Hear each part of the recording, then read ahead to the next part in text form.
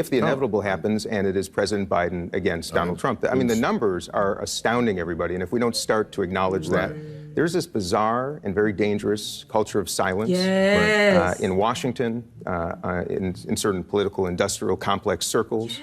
That is dangerous. I mean, dangerous. And we are putting blinders on. It'll make 2016 look like a joyful year. And I mean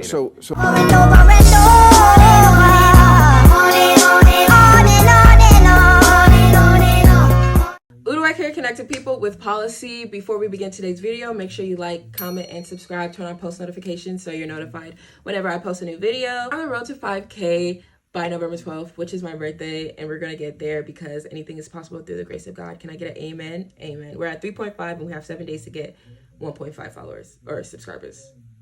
We can do that. That's easy. 1.5 thousand people? Like, come on. Today's video, we're actually going to go ahead and get straight into it. We're going to watch Real Time with Bill Maher. I said, why I say his last name like that? Bill Maher? Maher? I usually say it like Bill Maher. But with Congressman Dean Phillips, he is running for president for the Democratic nominee. Is he going to win? No. Actually, let me rephrase that because I can't be negative, y'all. Do I think he's going to win? No. Joe Biden's going to win the primary. It's going to be Biden versus Trump again. Yeah, with that being said, we're going to watch his interview. This is the first interview I've seen of his since he's announced. I don't know if this is the first interview he's done. Probably not. I just really haven't been really following Dean Phillips. I'm not going to lie. It's like kind of like one of those like whatever moments. But yeah, let's go ahead and just get straight into the video. But first up, he is the Democratic congressman from Minnesota's 3rd District who last week announced his campaign to run in the primary against Joe Biden for the 2024 presidential nomination for the Democrats, Dean Phillips. Dean.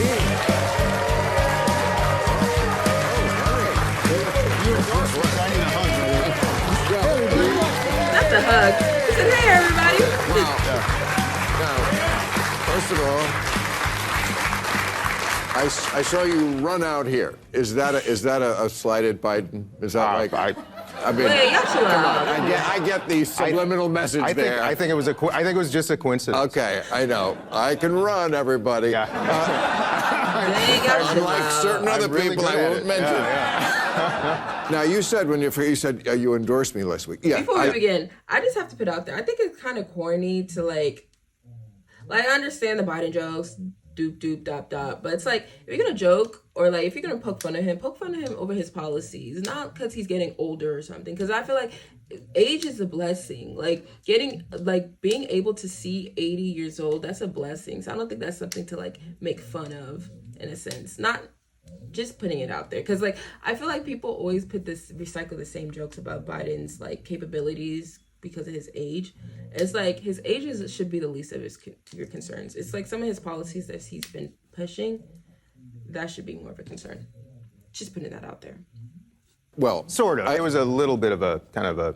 Well, I could. You know what? I endorsed really. I never heard of you before last week. You and 300 other. Right, I know. 300 million Americans. Yes. Okay. So I endorsed the idea. Oh, the idea. Okay. Because I did an editorial a couple of weeks ago calling him Ruth Bader Biden. I saw that. Yeah. And I look, we both struggle with the same thing. We like Joe Biden, right? Absolutely. And we think he's done a good job. A wonderful job. Okay. And Ruth Bader Ginsburg did a good job. Outstanding. But did not know when to quit.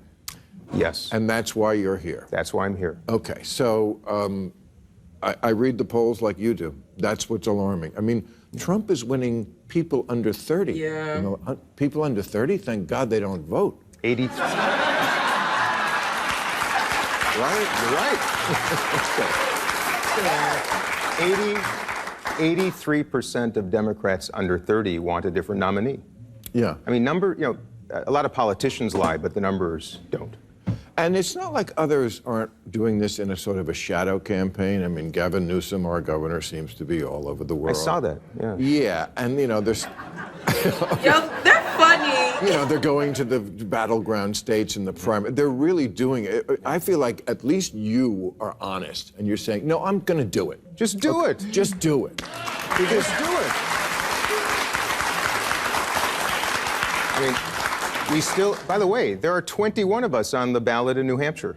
If you're 35 years old, you were born in the United States, you can go there, bring a $1,000 check, and become a candidate for President of the United States of America. Thank goodness, you know? Thank goodness. Thank goodness. But you don't really want to do this for yourself necessarily, right? You were just saying somebody needs to do this. I spent a year encouraging, pass the torch. So if you had the power to appoint someone to do this job of running as the Democratic nominee and getting the nomination from Biden, who would it be? You. This is like the most unserious but serious interview. Like, it's funny. And before we even continue, I actually made a video how I officially came out and I said I'm not voting for Biden. You could check it on my TikTok. As a registered Democrat, no, I'm not voting for Joe Biden. Sorry, not sorry. I don't know how else to put this. Like, you can't pay me enough. You can't gaslight me enough. You can't feed me those weak talking points. I'm not voting for him. You know, people get their panties in a bunch. They think I care. Really don't.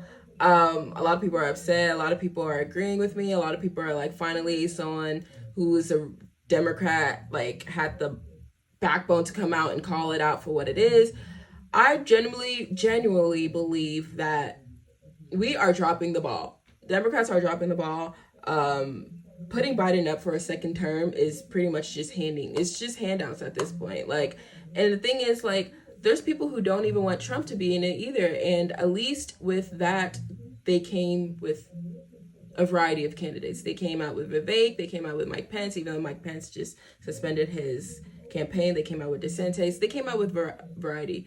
But the numbers don't lie. Trump is still going to be the primary for that. But with the Democrats, it's almost like they're scared to come out and give people an option. If 83% of Democrats are specifically saying we want a different option, give the people what they want. Just bring out the options. It doesn't hurt to just bring out different people. Because right now we only have Dean Phillips and Marianne Williamson. It's like, I feel like the more options, the better. And yeah, I'm not feeling it.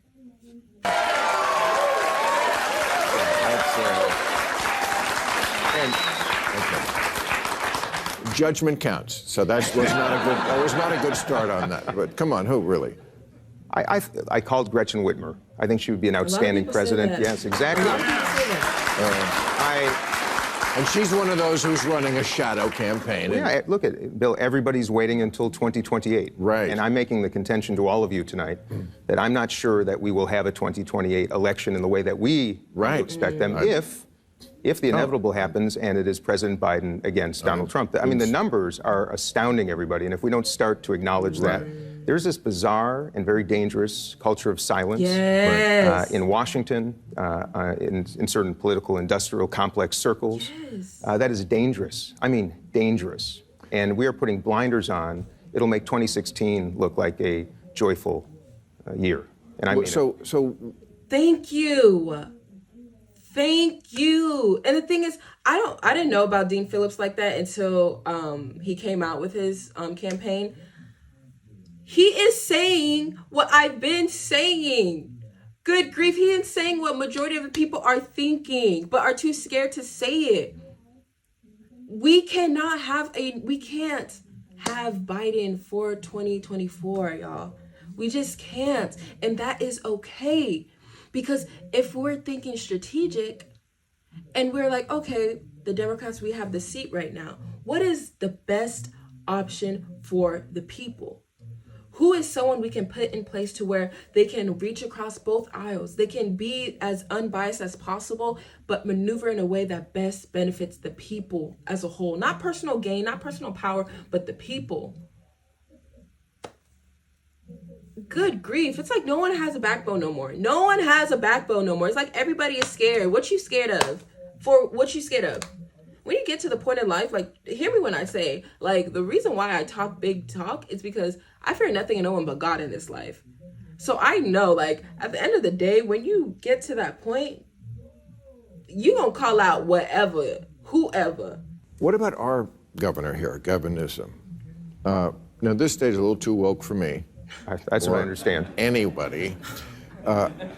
It's a little crazy, but I like Gavin. I really do. I mean, I think he's really smart, good politician. I'd like to, if he ran, I think he'd, of course, have to move to the center, which I think would be great. Also, may I suggest this? The party, I like Kamala Harris also. I'm not a Kamala hater, but for whatever reason, it just doesn't seem to have worked. No, sadly, the vice president's approval ratings are lower than the president's, 33% versus 37%, which are historic lows to begin with. And to answer your question, the more the merrier. It's still not too late to jump into this race. I wish we had more competition instead of a coronation. This is not that difficult, and I don't understand why people are so hesitant to do what the country needs so desperately. And I know I'm gonna pause it there again. I'm sorry, because he's spitting facts. Number one, thank you. It's like, why are y'all scared? The more, the better. The more options, the better. If keeping the seat blue if that's your ultimate goal, why are you not doing everything in your power to keep it blue if that's what your ultimate goal is? Me personally, I don't really care about keeping it blue no more, because I feel like I used to have a mentality, vote blue no matter who. That, I don't know, that's just out the window. Whoever came up with that slogan needs to get fired at that point, because it's like, at this point, I don't even care about political party no more. I'm looking at your policy. I'm looking at if you're a leader. I'm looking at if you're not divisive, because we're at a point in time right now where the last thing we need is divisive language. We need people to come together. We need people to see the bigger picture for what it is. We need that leader of protection. We can't afford another term of Biden. We really can't. Quite frankly, we can't even afford another term of Trump. That's why I'm like, we need more options. We need more people to like hold Biden accountable. Second thing I want to say, when it comes to Kamala Harris, VP Harris, and her approval rating and how it's lower than Joe Biden's, me personally, I feel like people are harder on Kamala Harris than they are on Biden. I personally generally believe that too. And people are harder on Kamala Harris as a VP than they have been on any other previous vice president. When Joe Biden was president for Barack Obama, that man ain't do nothing. He even said it. They caught it on mic. He said, I love being vice president. All you have to do is stand around and smile and shake people's hands. He said something along the lines of that. How you doing, Eric? Vice President. Good. All right. It's easy being vice president. It's like being a grandfather. Yeah, that's it. Be for real, y'all. I feel like Kamala is like a scapegoat. Like, they're blaming her on every and anything because Biden is dropping the ball. So they're using Kamala as like a scapegoat to be the reason why the current administration's approval rating is so low. Be for real. I disagree. well, nobody knows me yet. You will soon. But a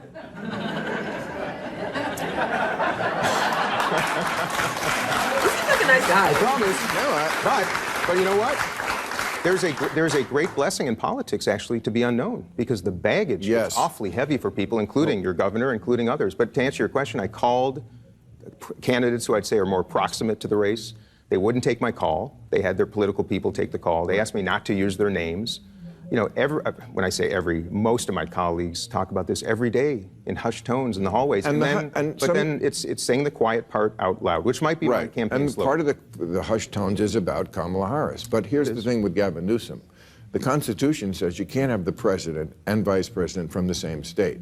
So if he runs, it can't be Kamala Harris. Mm-hmm. So that's kind of a gentle way of getting out of that problem. Yeah, that's which. I'm just saying. I'm just putting that out there. And I have to say, I don't know if you noticed, I'm being attacked a little bit. You know, stones thrown and by the Biden people. By the Biden people, yeah, and a lot of attacks, which by the way, I don't mind one bit. Actually, I take the attacks easily. The one that's really hurting badly is people are saying I look like you. Yo,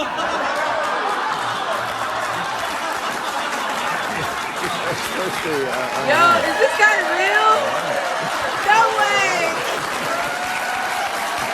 You're right. Is this guy real? There's no way he's real. Hold up, I need to do research on Dean Phillips before I start hopping on Dean Phillips train. I love a person who has a personality outside of politics, but no, he can't be real. I don't know a lot about him, but I'm gonna do research on him. I need to see his policies and what he stands on and everything like that. Yeah, he's not gonna beat Biden out the primary, but he gives people that option, which is amazing. I want to know your thoughts in the comments down below, y'all. What is your thoughts? Because like everybody is thinking the same thing, but why ain't everybody stepping up to the plate? Step up to the plate, y'all. Literally, like no one owns a seat. This is public office, public seating. You pay taxes like the next person. No one owns the seat. So if the American people, 83% says that they want a different option, we need more options, baby. With that being said, thank y'all for watching today's video. Make sure you like, comment, and subscribe. Turn on post notifications so you're notified whenever I post a new video. Let me know your thoughts down below. Follow me on my social media. Thank y'all all. Hashtag road to 5K because we getting there. Okay? Okay? I love y'all all. This is Udo at Connected People with Policy. God bless y'all. Deuces.